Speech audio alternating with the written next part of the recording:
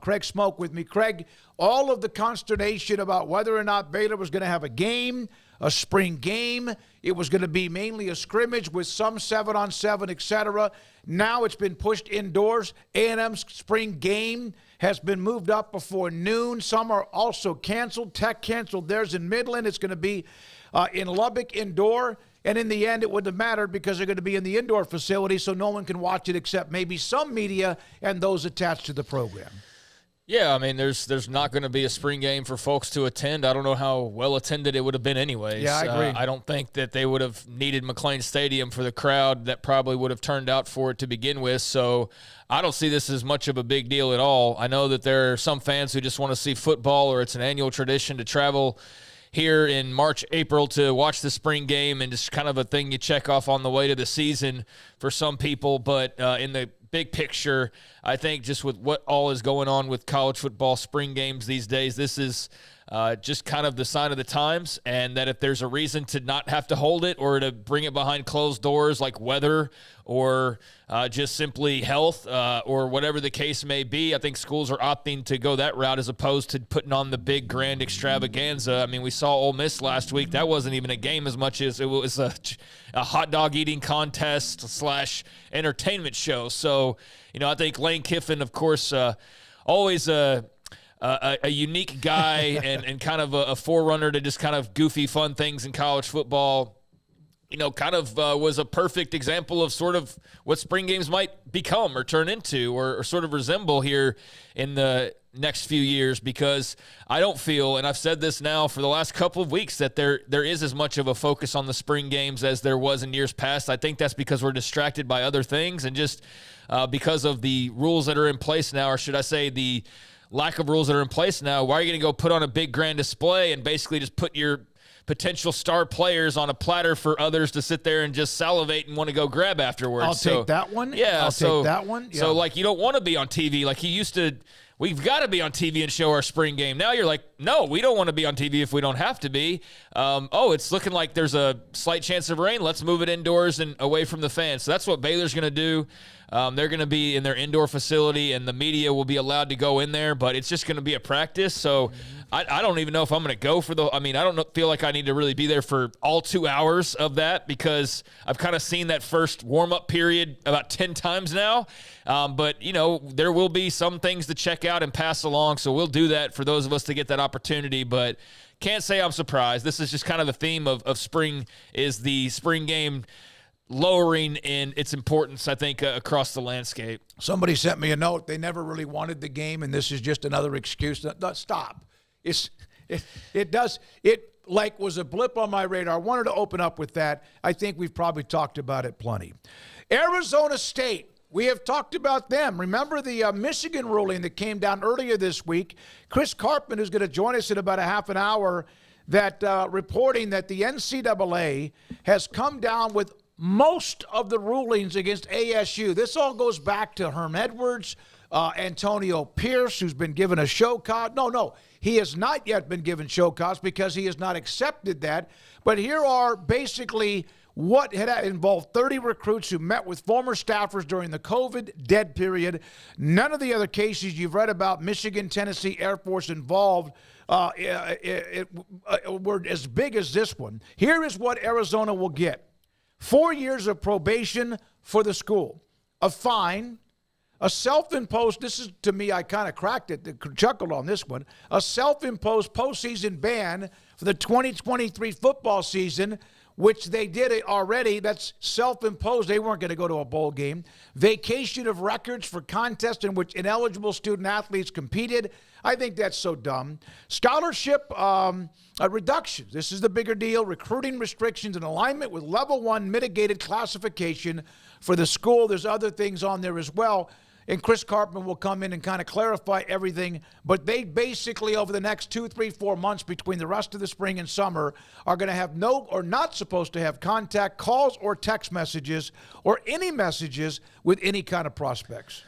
Well, that's the part that always is the the worst. I mean, there are grander punishments. We just don't see those very often. So, for a team trying to build up a roster, having recruiting restrictions is not going to be something you were hoping to deal with. But at this point, you were figuring you were going to have to. I mean, they went ahead and bit the bullet when it came to the bowl ban, so that's already out of the way, and in a year where it wasn't even really to matter, to begin with. But I think that they saw the signs here of what was coming. They tried to cut it off at the pass as best they could. They got the pat on the back from the NCAA of having cooperated and being a picture of, the way that it's supposed to be done as far as working hand in hand with the NCAA. So, I mean, they knew that they were in the wrong. Herm Edwards, Antonio Pierce. Luckily for Antonio Pierce, he just gets to go run away basically and go be a head coach in the NFL, or an assistant, now a head coach in the NFL of the Raiders.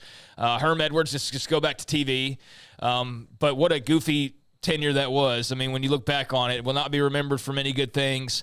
And obviously the end here of it is all of these different restrictions or punishments that came after the NCAA was tipped off to some illegal recruiting and some rule breaking. So it's been a bit of a process, but now they've got their final results and they can move on, deal with that and move on. And that's, to me, it's, you don't want a punishment, but the best days when you finally get it and you can just say, all right, cool, we know now and we can go do with it what we have to do and can do around that what we need to do. So if you're Kenny Dillingham, I think this is probably good news. I think the vacating wins is always just the dumbest thing in the world, but that's commonplace. So you're not talking about a lot of wins. I guess if you're an Arizona State fan, you're not that concerned with it, but I do think the vacating wins is always kind of the dummy rule that they or punishment that they have in place. It probably would drive CPAs crazy.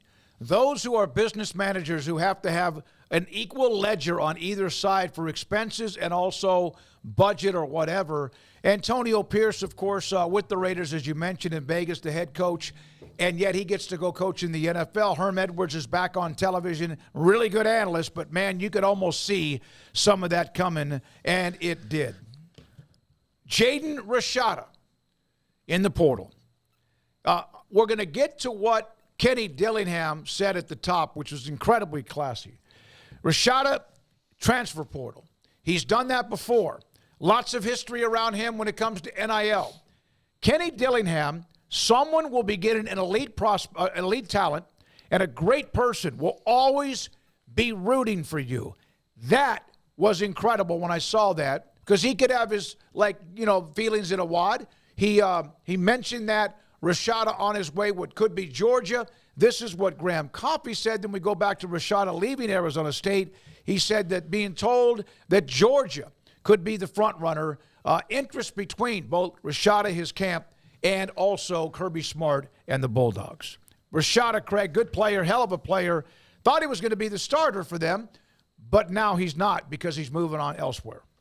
Yeah, he's a really good high school recruit that we haven't seen do anything at the college level really yet. I don't know how good of a college player he is because the amount of evidence just isn't there at this point. And I think a couple years into this, he's more of a Tate Martell than he is, some star quarterback. And so does that change wherever he lands next? I mean, Georgia would be a hell of an opportunity. I know that they've been, as that tweet points out, kind of scouring for some additional talent in that room, and certainly what a coup that would be. Like if you can straighten him out and have him get focused and not so much all of the peripheral noise or whatever, finally get him into a place where he's comfortable and can just maybe sit back and be away from the spotlight and just kind of grind. I mean, what a golden opportunity that would be to be at Georgia, and vice versa. Like if they can get him and it could just be about the football, then Georgia might have themselves, a terrific quarterback. So that could work out very well for both parties. But, yeah, this is just a very interesting 24 hours for Arizona State fans, huh? I mean, between the Rashada news and then the NCAA case coming to a close. And maybe it's good news in both ways. I mean, the NCAA thing, you're glad that that's over with. They didn't hit you with anything that you can't recover from. So a bit of relief there. This one I've seen people split. I mean, some feel like this was a move because he'd been out most of spring and they brought in Levitt and feel like Levitt's the actual favorite for the job, and so that this isn't much of a loss. There are others, however, that feel like obviously there's a very talented player here and it was a big coup and you got him last year and you were hoping that this would be a year where you'd start to see that talent and he would lead ASU to great things starting off in the Big 12. But if he does lead somebody to great things, it'll be in Athens, Georgia, or somewhere else, and not in Tempe, Arizona, unfortunately for Sun Devils fans. So I did sense there's a little bit of, okay, whatever, let's move on. We've got other guys, and Dillingham will be fine. And then there were some that were obviously bummed if you basically just kind of held him in place for a year to then just go move on and go be great somewhere else potentially. So, that's the era that we live in now. I hope for his sake that he can find a spot and actually perform. And so he's not a Tate Martell, like I joked at the beginning, of a guy who we just talk about because of their recruiting ranking, but we don't really ever talk about what they did at the college level. Right now, he's in it's all about what he was as a recruit in this the garage stage. door hasn't yet opened for him to go in it yet. So, he's got potential galore, obviously, a great amount of talent. We'll see where he lands, but he's got a lot to prove. All right, realignment in college football is probably not over, and a lot of it might, I guess you could say, hinge on whatever does happen eventually, if it does with the ACC. But when it was in full throttle, when the Texas-Oklahoma story and the SEC popped, the Big 12 started looking around. They got the 4 they wanted. There were probably 2 to 4 others that were at least on the radar. One of them that we discussed quite a bit, that it just never worked out. Some people didn't want it as far as fan bases, and some, I think, kind of looked at what were some of the possibilities with businesses in Memphis, Tennessee. Today, the NIL deal, FedEx, $5 million a year in Memphis athletes. That is being invested as the first of a 5-year commitment. Players can earn NIL by supporting initiatives from the FedEx headquarters in Memphis, and also Altius Sports Partners facilitating this. Good for Memphis, good for FedEx. That was always at least something that you were like, how much money can they contribute not only to Memphis but also to anybody in the Big 12 and give them a foothold in the Southeast near Birmingham. However, Memphis does get themselves a nice hit. That's terrific news for the Tigers. I do think they're in a bit of a no man's land right now, unfortunately, after the couple of Big 12 realignment waves and just what's going on these last 2 years. They're right there on the cusp with, the Boise States and those types of schools. And unfortunately, there was some separation where you did get left behind as Houston got the call up, so to speak. And obviously UCF got the call up and so on. So that was, I know, a big blow at the time. We were talking positively about them, and you clearly had somebody that was on the inside. And it wasn't like a fake, like, oh, I talked it, like it was legit. If anybody wants to rewind back to that, like it was very legit. And we were on the forefront of that because we were getting a lot of talk, and Memphis was a real talking point, but their folks didn't even believe it. Like we'd bring on a Memphis guy and they're like, yeah, we don't think that they're ready. We don't think that they have this or that. The stadium needs work and this and that. So we don't really believe it. And obviously nothing eventually came of it because they didn't get that call, but there is a potential there that's always sort of been there, and FedEx is a big part of why people point to them having potential. So no, there's another delivery business there, DHL or something like that might be in that neighborhood. But too. FedEx is the company that you always hear when you start to talk about Memphis athletics and the potential that they have. So that's a great investment. That should really do well for them and their attempts to try and lock down a roster or just keep their athletes happy and satisfied with what they're getting. But yeah, that's great news for the Tigers. Again, I don't really know where they sit in the grand scheme of things, especially right now. And I know there's folks that want us to talk realignment like every day, but I would just say I understand that, and I understand the fandom for it. And I myself am a realignment fan, but I'll just tell you, we're not going to just talk about it out of like complete, like, made up thin air. Like if we're gonna talk about it, there's got to be a real reason. And right now, Florida State is giving people reasons to talk about some things with the ACC, but I think a lot of it's just kind of noise at the moment. And we can do the guessing game, but that's why we don't just like go off on it. Whereas with the Pac-12 stuff, that was like we knew they were having to get a TV deal. Like there wasn't a court case we were waiting on to unfold. Like the Pac was literally any day now you're going to announce a TV deal or you're not. And the longer you don't, the crazier it becomes. And that's exactly how that kind of unfolded. We could come on every day and go, hey, this is what we're hearing about X, Y, and Z, and we would be lying. It'd be a lie. It'd be a lie. When we do it, it means we know it, right. And or we have someone who is very much in the middle of it as we did from the time we basically started this show until the Texas OU and on. But, yeah, we could do that. Some do. We're not going to. If we say it, it means it's legitimate. And that's all I want to point out is just from our perspective, that's what we do. We talk about it when there's actual real substance to it that we're aware of. I can't speak for anybody else, but I think if you go back to our track record with the original four, the Houston cycle with UCF and BYU and Houston, UCF, BYU, and Cincinnati. Okay. Yeah. I always miss one of them. It always changes, too, of the one that I miss. You go back to that, the OU Texas, like, we've pretty much stayed consistent with that and not tried to just throw, whatever out there. So, yeah, I mean, there's plenty of smoke out there. But from our perspective, I had a couple people that I've just seen, like, man, you don't talk much realignment because – we're not going to just throw anything out there, but obviously there's a lot of smoke out there.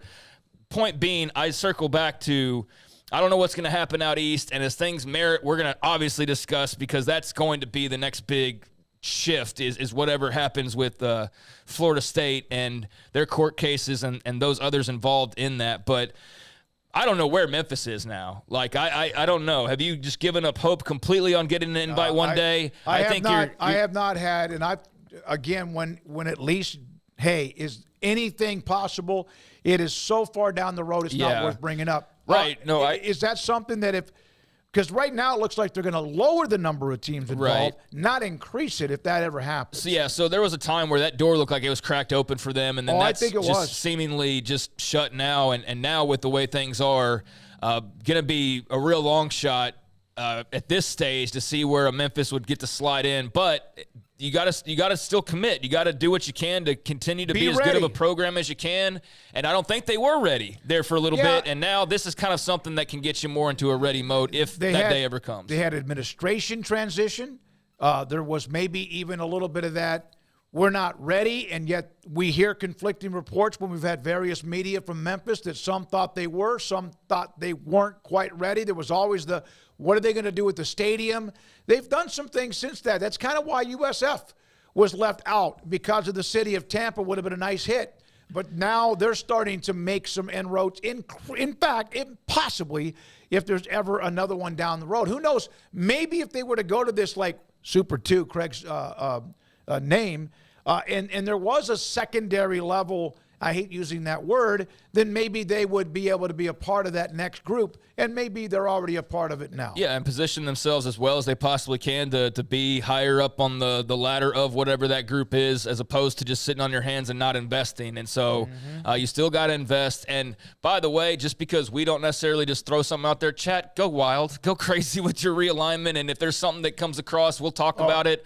But yeah, go wild with that. I don't want to discourage anybody. I'm just saying from our point of view, I've had a couple people go, why don't you talk about that as much? Because we just base it more in the reality of what's going on. Yeah, so I've had people, that's why. I've had people ask me, how come you don't have X, Y, and Z as guests on? Because really, we would have them on. We're good people. They're good people. But so there we are. And we will when it's necessary. When it's relevant. Yeah. And believe me, if the ACC ends up we're waiting as a possible dumpster fire, then we're right here, willing, able, and ready. Now, the NCAA has been looking at the possibility, football-wise, of some rules changes. Here are 4 that affect, I would think, you as a fan and the players, teams, coaches, etc.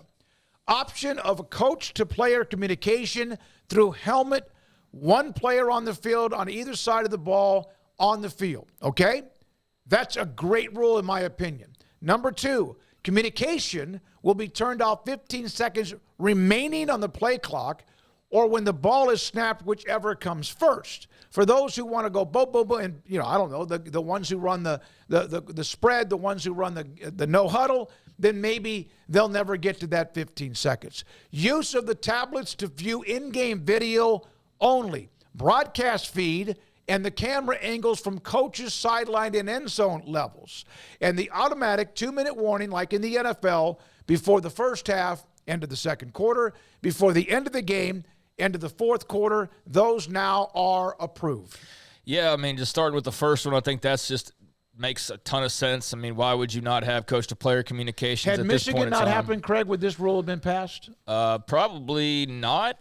this quickly, but I don't know that to be sure. I don't know maybe where in it the end, was maybe in the traffic order of their to-do list, but I think the Connor Stallions situation certainly expedited this decision-making, or perhaps it's entirely coincidental, but regardless, it just put two and two together. It seems like that probably got hurried up and through to avoid another situation like that, so that makes a ton of sense. I'm actually curious, hadn't really thought about this as a question, but tomorrow when we talk to Dave Aranda, asking him, like, how much thought have y'all put into who's going to be on the headset for you guys as far as who's going to have the helmet comm? Is he going to be obviously the quarterback you would think on offense is always the guy, but defensively, is it his middle linebacker? Like, I'm just curious to hear how much thought they've already put into that, or if that's something as you get closer to the season. Well, UT, remember, was trying to figure out when we had Cedric Golden on. He wasn't sure who that might be, Jade Barron or somebody else. But that's interesting. Obviously, you're going to put that in the hands of guys that you really trust, so that would be a cool answer to hear.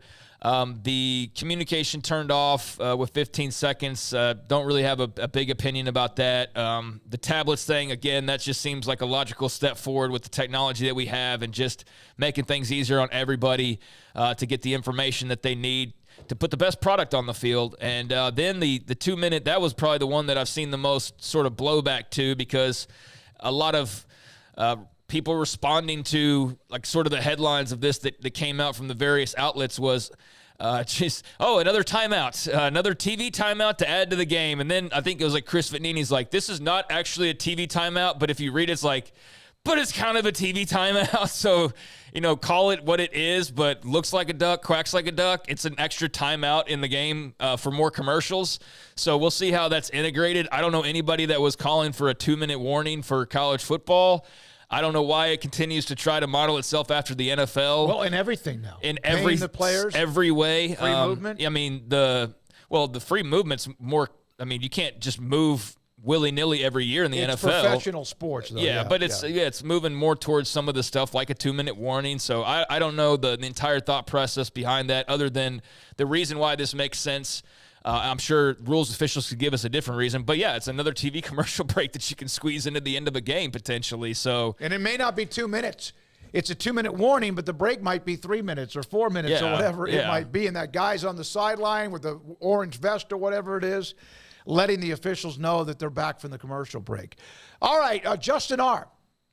Guys, the Big Ten wanted in-helmet communication a couple of years even before the Connor Stallions scandal broke. Thank you, Justin R., for that information. Yeah, I figure that's been a talking point because it just makes sense. And there's lots of OCs, especially with the offenses that you see that are moving so quickly, that it's just a lot easier. And it's there. Why not use it? But I do think that it was going to happen regardless, like I said a second ago, but I wouldn't be surprised, right, if the Connor Stallions situation made you go, let's speed this up just a tad and go ahead and knock this out. But, yeah, thanks for clarifying there. All right, a couple of more things. Christian Brathwaite, linebacker, LSU, who was a long time, we hear this a lot, guys who end up at LSU, Texas, etc., but a long time, Garrett, he was a long time Baylor commit, ended up going to LSU. I asked you about that. Did he make a difference in Baton Rouge? Not really. This was a guy who kind of got lost in the depth chart. If you go back to his recruitment, it was really weird because, he was fully committed to Baylor, and it was an extremely late flip that never really made sense because the whole pull for him to come into a Baylor was to play for Aranda. So that was a weird deal there. But if you go back and look, he just kind of got lost in the depth chart.